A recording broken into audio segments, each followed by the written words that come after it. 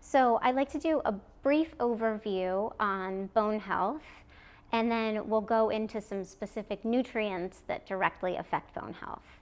So your bones are made of a substance called hydroxyapatite. It's a crystal-like substance, and this composes all of your bones.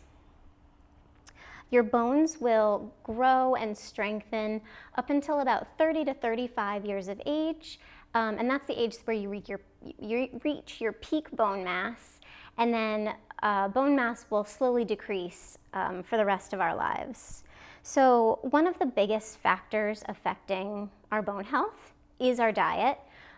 Sex also affects our bone health.